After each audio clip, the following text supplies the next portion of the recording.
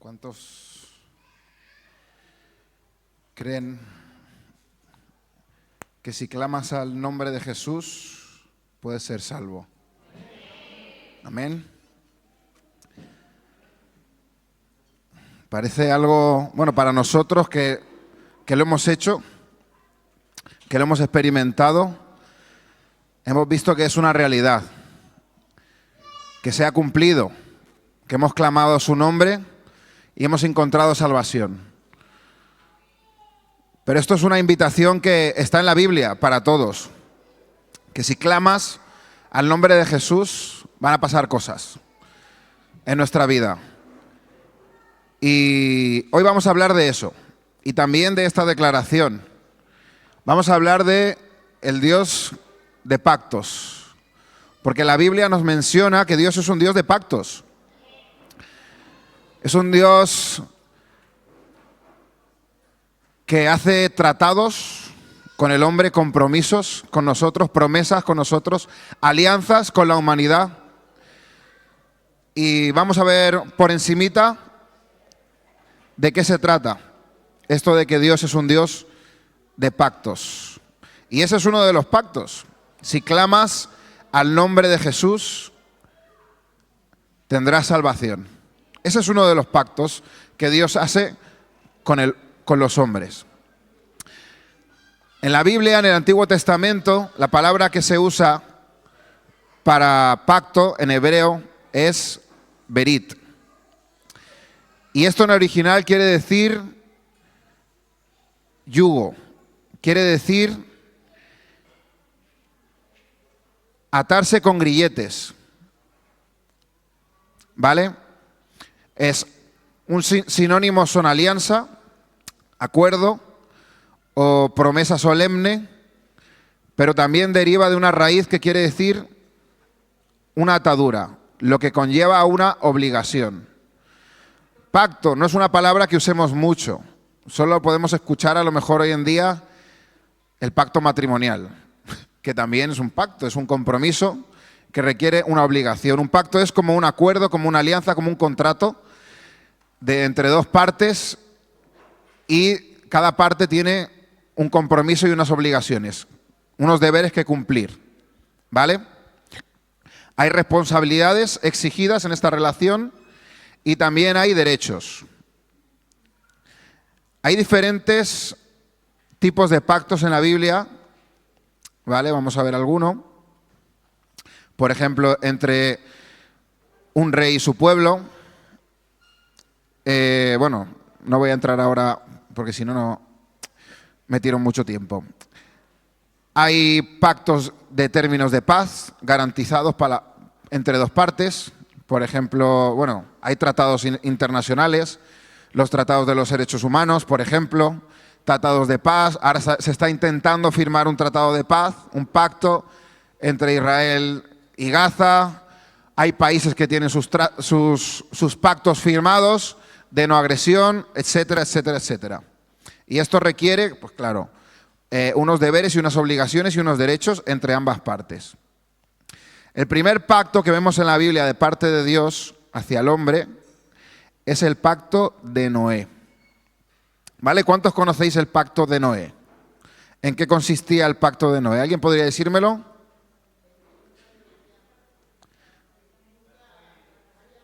Habéis dicho el arco iris, hay una señal, ese pacto tiene una señal que es el arco iris. Y el pacto era que Dios no iba a volver a destruir la tierra por medio del diluvio, con el agua. ¿Qué pasó? En ese tiempo abundaba la maldad entre los hombres. Dice la Biblia que como que Dios se arrepintió a ver la maldad cómo se extendía y quiso destruir otra vez todo. Pero puso sus ojos, en un hombre, ¿vale? Noé halló gracia delante de los ojos de Dios. Y Dios hizo un pacto con él. Y el pacto consistía en que él fabricara un arca, ¿vale? Y metiera ahí a su familia. ¿Vale? ¿Qué parte tenía que hacer Noé? Su parte era construir el arca. Primero creer, luego obedecer y luego esperar lo que Dios había dicho. Él creyó, se puso a construir el arca, no era un arca pequeña, era él solo, Y fueron 100 años que estuvo él, desde que Dios le dio la promesa hasta que vino el diluvio, pasaron unos 100 años. Así que por parte de Noé tuvo que creer, obedecer y esperar. ¿Y cuál fue la parte de Dios? La parte de Dios fue que Noé salió del arca, luego pasó el diluvio y él fue salvado. Era un pacto de salvación, ¿vale? En el que Dios prometía salvación a Noé y a su familia. Podemos ver una similitud, ¿no? Hoy con nosotros hemos cantado, clama el nombre de Jesús y serás salvo. Aquí te dice, súbete al arca y serás salvo. Noé estuvo pregonando durante 100 años y la gente no quiso entrar en el arca. Solo los animalitos. Los otros animalitos no quisieron entrar. Entonces, Noé cumplió su parte y Dios cumplió la suya. ¿Podría Noé no haber cumplido la suya? Hombre, por supuesto. Podría haber no confiado en lo que vendría un diluvio porque hasta ese momento nunca había llovido sobre la tierra. Podría haberse cansado y haber dicho, es mucho trabajo construir este arca tan grande, es mucho tiempo que tengo que esperar, y podría haberlo dejado. Y Dios podría haber dejado su pacto. ¿Qué pensáis vosotros? No. ¿Seguro? Vale, bueno, puede ser. Vamos a ver lo que dice la Biblia. Noé cumplió. ¿Por qué cumplió Noé? ¿Porque era un buen hombre? ¿Porque era Mr. Macho Man? ¿Qué hizo que Noé cumpliera? Porque en Génesis 6:8 dice, pero Noé halló gracia ante los ojos de Jehová. Y es que la gracia sostuvo a Noé. No él, su bondad, lo bueno que era, su talento, sus dones y lo justo que era. No, fue la gracia de Dios que lo sostuvo para cumplir y para creer. Eso lo mantuvo, le dio la fe suficiente y le dio la paciencia. Imagínate estar predicando y que la gente ni te haga ni caso, ¿vale? Durante 100 años. Y bueno, vamos a ver este pacto. Luego hubo más. Hubo un pacto con Abraham, podéis verlo en la Biblia. Un pacto con Moisés, que Dios dio las tablas de la ley en el monte, ¿vale? Hubo un pacto con los sacerdotes de Israel, con la tribu de Leví. Hubo un pacto con David. Hubo muchos pactos que Dios hizo con el hombre, ¿vale? Y todos esos pactos eran promesas de Dios, bendiciones de Dios con el hombre, pero eran condicionales. Había una parte que tenía que hacer el hombre que cumplir. Y vemos que en el pueblo de Israel durante mucho tiempo fueron infieles, ¿vale?, al pacto de Dios. Y muchos de los que fueron infieles murieron. Por ejemplo, los que no creyeron en la promesa que Dios le había dado a Abraham de la tierra prometida, se quedaron en el desierto, que luego pasó a Moisés. Entonces los que no creyeron se fueron quedando en el camino. Había consecuencias, ¿vale? Había que creer y confiar en lo que Dios había dicho. Los que no creyeron pasaron las consecuencias. Pero ¿sabéis qué dice la Biblia? La Biblia dice en 2 de Timoteo 2:13, si fuéramos infieles, Él permanece fiel. Él no puede negarse a sí mismo. O sea, que no depende de nosotros. Por un lado sí, por otro no. Vamos a aclararlo. Las promesas que Él hace tienen un cumplimiento. Dice la Biblia que los cielos y la tierra pasarán, pero su palabra no pasará. ¿Qué me da confianza a mí? ¿Por qué estoy hablando hoy del Dios de pactos? Porque eso es un nombre en mi vida que significa mucho. Dios se ha manifestado y se sigue manifestando en mi vida como ese Dios de pactos. Lo que me mantiene a mí es su fidelidad y es sus promesas. Yo un día aposté por Dios. Un día escuché esa frase: clama el nombre de Jesús y serás salvo. Y yo decidí clamar y creer.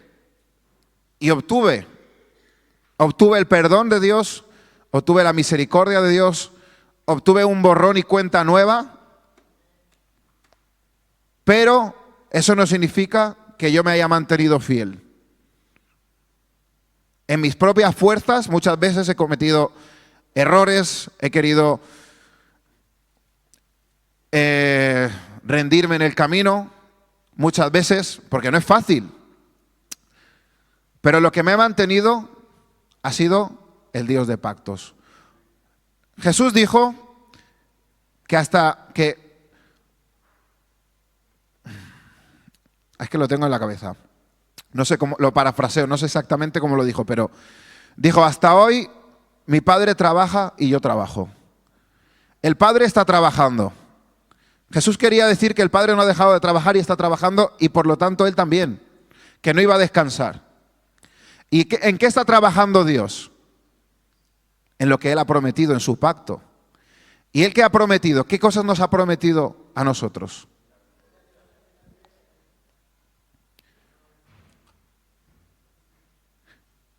En el nuevo pacto, ¿qué es el nuevo pacto? Está el Antiguo Testamento, todos los pactos de Abraham, Moisés, David, pero luego venía un nuevo pacto. Y ese nuevo pacto, que en la Biblia también se traduce como Nuevo Testamento, es el cumplimiento de todos los pactos, todo lo que Dios había prometido anteriormente. Vemos el pacto de Noé, que había hablado de una salvación, de un juicio de Dios, y eso apuntaba a una cosa: a Cristo. Apuntaba a un nuevo pacto, apuntaba a Jesús. Y todos los pactos que Dios hizo anteriormente, como con Abraham, con David, con todos, apuntaban al mismo, a Cristo. La Biblia dice que las promesas que Dios hace tienen un cumplimiento en Cristo. Dice: las promesas de Dios son en Cristo, sí y amén. Cristo es la respuesta a todas las promesas que Dios nos hace. Cristo es el sí de Dios. ¿Cómo? Hay un costo. Cuando tú haces un pacto con alguien hay un costo. En el Antiguo Testamento, por ejemplo, cuando Dios hizo el pacto con Abraham, le pidió que matara varios animales de 3 años, y los abriera por la mitad, ¿vale? Y al pasar por el medio de esos animales que estaban cortados a la mitad, era un sacrificio, y eso simbolizaba el compromiso del pacto con Abraham. Hay un costo, ¿vale? Igual que hay unas obligaciones, cuando tú pactas, por ejemplo, en el matrimonio, ¿cuántos sabes que tienen obligaciones? En el matrimonio. Este anillo pesa lo suyo, ¿vale? Entonces, todos tenemos unos deberes y unas obligaciones. Yo tengo que amar a mi esposa. Ahora que soy padre, tengo otras obligaciones también, unos deberes, y todos estamos acostumbrados. Yo tengo un contrato de trabajo, acabo de salir de trabajar ahora. Ay, bendito pacto. Entonces, Dios tiene unos deberes también en lo que Él ha prometido y lo que Él ha pactado. Y eso es lo que Él está trabajando. Y eso es lo que trae paz a nosotros, de que Dios está trabajando en velar por su palabra. Aunque nosotros seamos infieles, Él permanece fiel. Aunque nosotros cometamos errores, ¿vale? Que los cometemos, Él está ahí para levantarnos, para sostenernos y para llevarnos a donde Él nos ha prometido. Hay una parte que yo tengo que hacer, sí, creer. Tengo que seguir creyendo. Tengo que seguir obedeciendo. Pues no significa que tenga que ser perfecto. En el pacto de Moisés, el pacto de la ley y los mandamientos exigían perfección. No mentirás, no robarás, y la paga del pecado, la paga de incumplir la ley era la muerte. Exigían la perfección. Pero en el nuevo pacto, ¿vale?, cambian las condiciones. En el original, cuando habla en el Nuevo Testamento de pacto, lo vemos en Hebreos, por ejemplo, en Hebreos 8:6.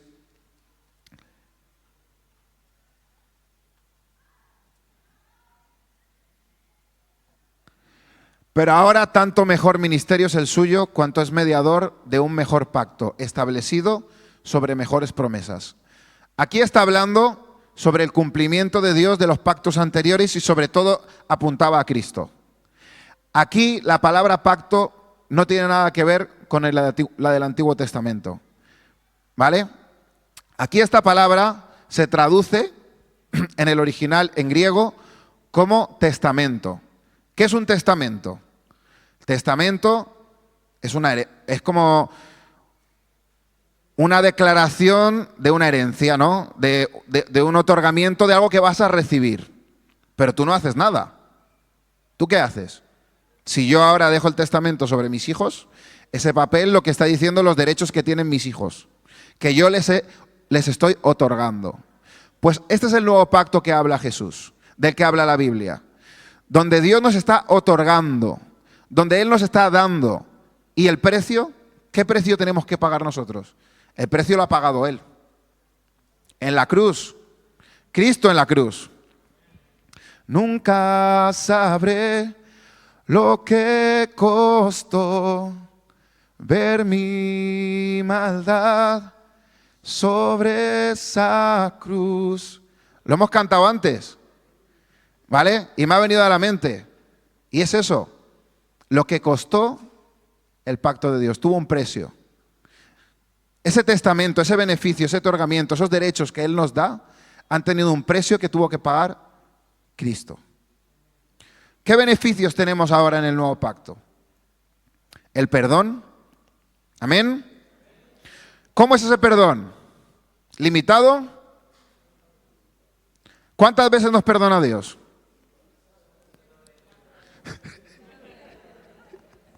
Todos los días unas cuantas. ¿A quién Dios no le perdona todos los días? A ver, que levante la mano, que tire la primera piedra.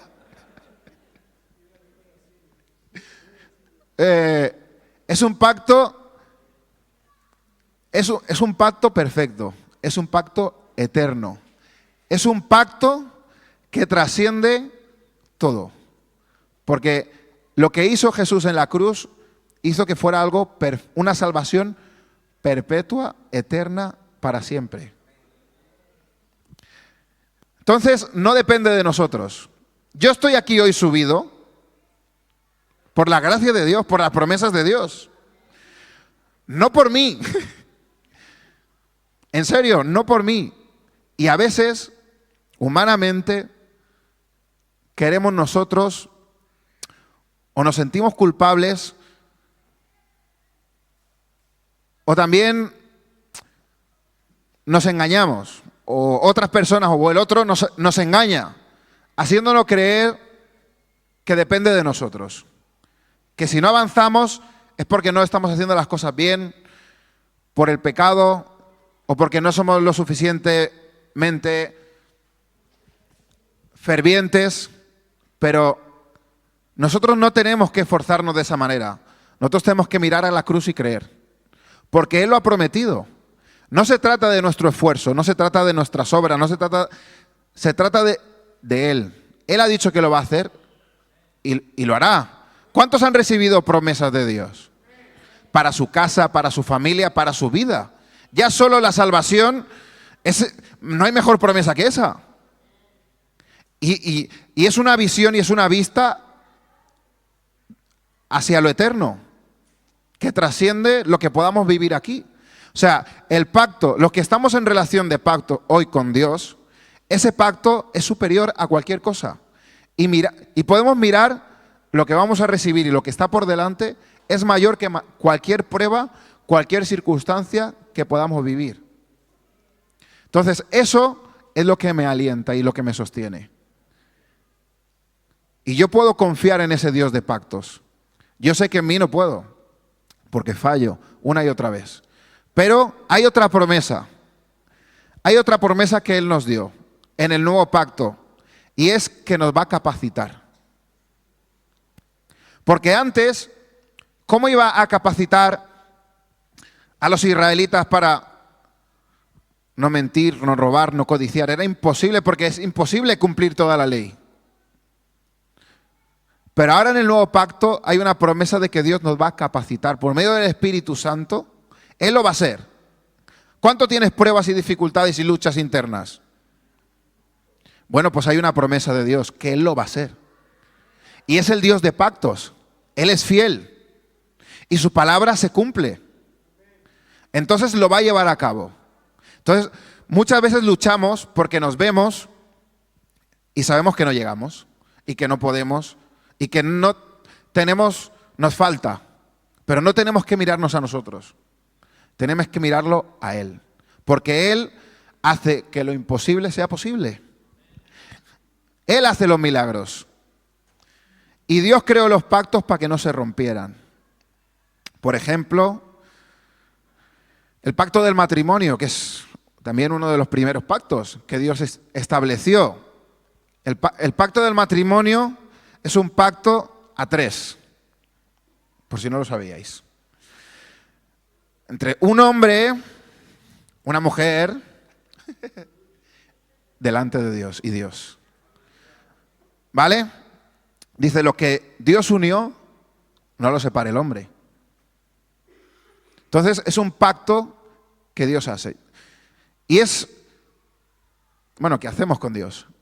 Y es uno de los pactos que más nos cuesta. ¿Cuántos están casados? ¿Y cuántos saben que es un pacto dificultoso? También es una bendición. Te quiero, cariño.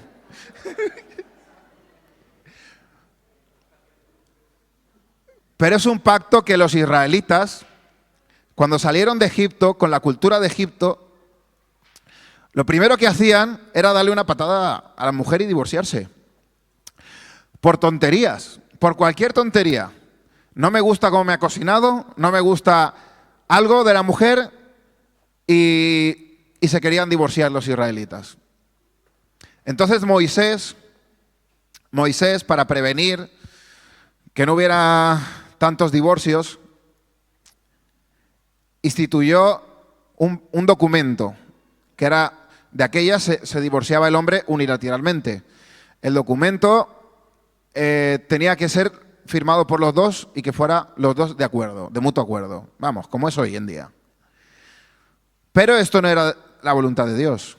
Era como poner un parche en un remiendo viejo, ¿vale?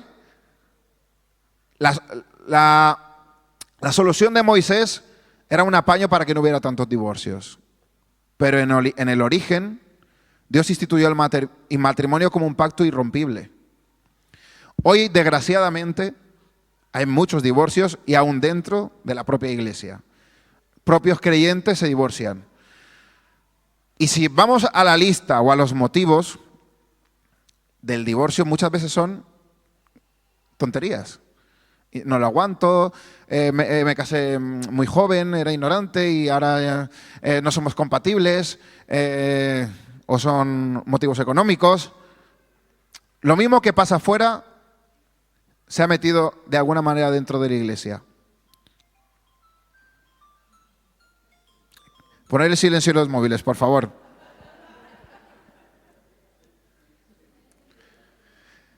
Es un pacto. El matrimonio es un pacto que Dios estableció para que no se rompiera. Jesús mismo le dijo a los israelitas, ¿vale? Los israelitas se metieron con Jesús, le hablaron del divorcio y Jesús les dijo, lo que Dios unió, que no lo separe el hombre. A no ser por causa de adulterio, de fornicación. Cada caso es diferente, cada familia, cada matrimonio, cada pareja. Yo no me quiero meter ahí, pero el propósito inicial de Dios es un pacto eterno. ¿Y sabéis qué? A los que tenéis miedo al matrimonio, Jesús va a entrar en ese pacto también. Dice la Biblia que vienen las bodas ¿de quién? Del Cordero. ¿Y quién? ¿Con quién se va a casar Jesús? Con la iglesia, con su novia. Y se está preparando y Él va a entrar en ese pacto, así que no será tan malo. Esto era broma. ¿Vale? ¿Qué más hemos obtenido? Liberación, hemos dicho perdón completo, capacitación, ¿vale? Para obedecer y una liberación de la ley de la condenación. Antes, en el pacto que Dios estableció con Moisés, había unas leyes, unas condiciones, un reglamento, que cuando había pecado, el pueblo tenía que sacrificar animales y Dios perdonaba, cubría la multitud de los pecados del pueblo. ¿Vale? Pero eso ahora ya no es necesario. Porque Cristo en la cruz, en el nuevo pacto, Él cargó todos los pecados. Todo. Ya no, por eso ya no hay más sacrificio, ni templo, ni hay nada.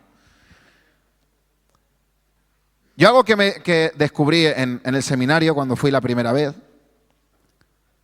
porque a mí antes el Antiguo Testamento me parecía un tostón. Porque no entendía muchas cosas, y las leyes, y los sacrificios, y tantas historias. Pero después de ir la primera clase o ir de oyente 2 o 3 veces, la mente se te abre. Porque te das cuenta que Dios desde un principio tenía un plan y hay una sola línea. Y todo tiene un significado y todo tiene una razón de ser. ¿Vale? Y te das cuenta de eso.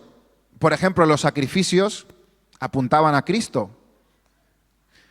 Cuando el hombre pecó la primera vez, Adán y Eva desobedecieron a Dios, Dios cogió pieles de animales y los vistió. Ya hubo un primer sacrificio para cubrirlos. Y todo eso apuntaba a un sacrificio perfecto, que era el de Cristo.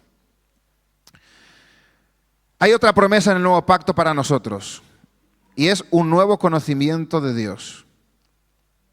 ¿Vale?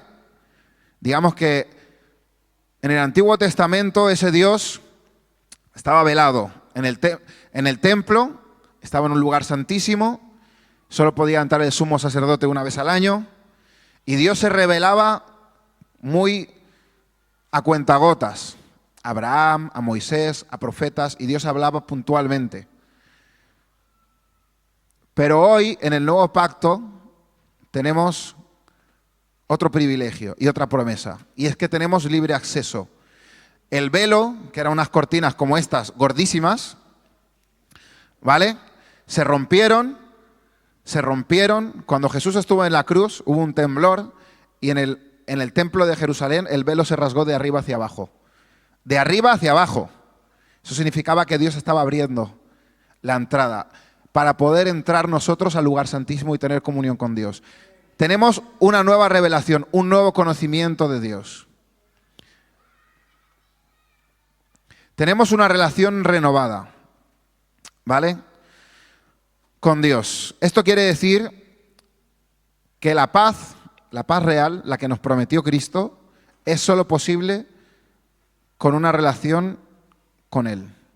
Dice, yo seré tu Dios y ellos serán mi pueblo.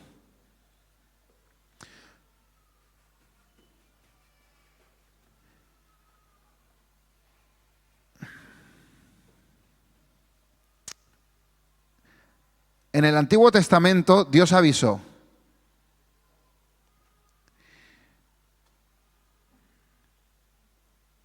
A ver, estoy buscando el versículo.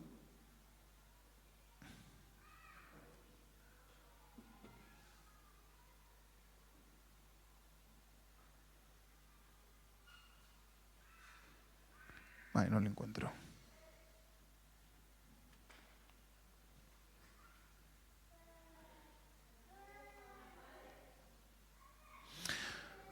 Vale, voy a leer un último versículo. Levítico 26:44.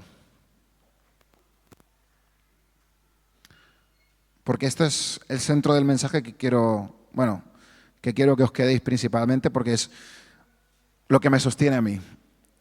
Y Dios les dijo, y aún con todo esto, estando ellos en la tierra de sus enemigos, yo no los desecharé, ni los abominaré para consumirlos, invalidando mi pacto con ellos, porque yo Jehová soy su Dios.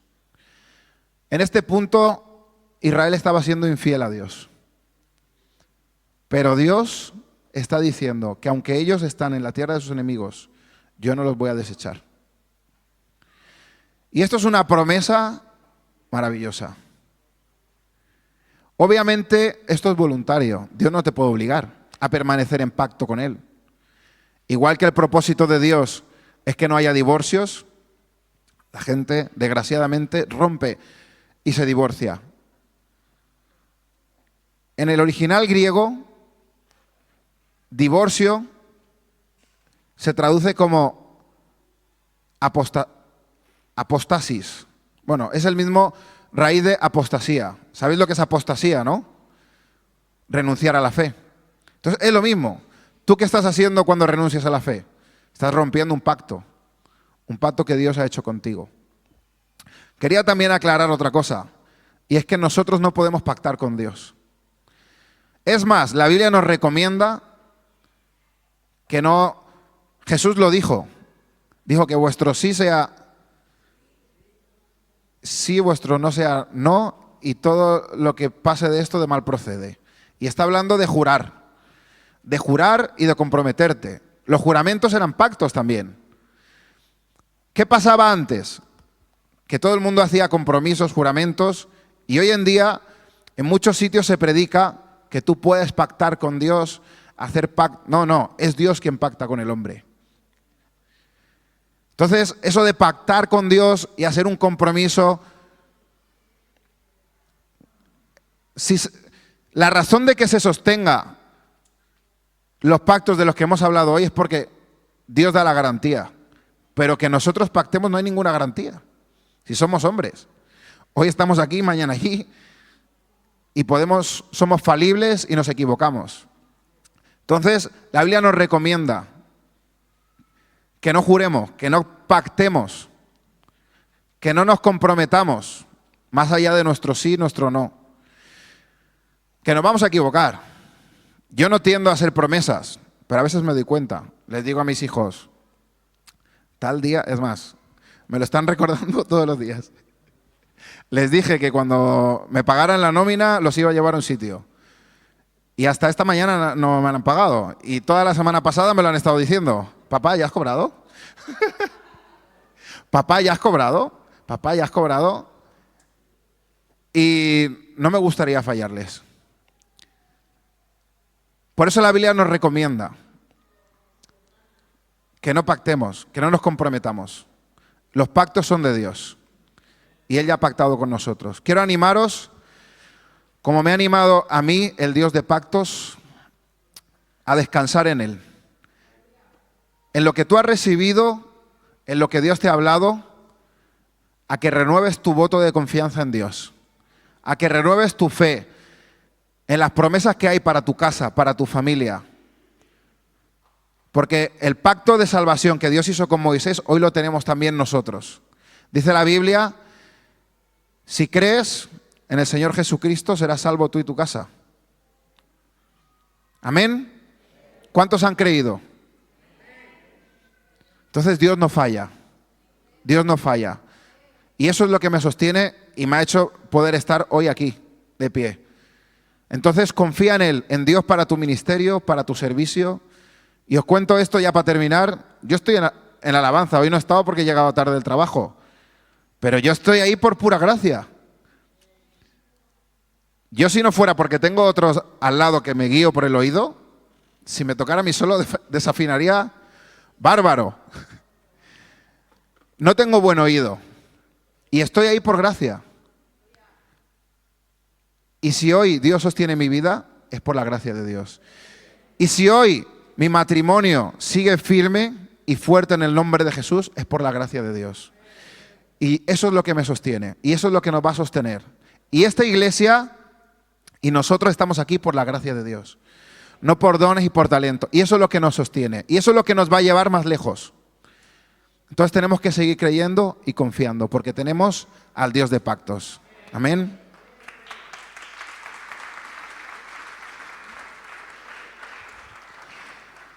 Y a ti que me escuchas, que estás en casa, quiero decirte que esta invitación también es para ti. Estas promesas que Dios ha dado que son grandes, maravillosas y eternas, de bendición, de sanidad, de libertad, de misericordia, de perdón, son también para ti. Y no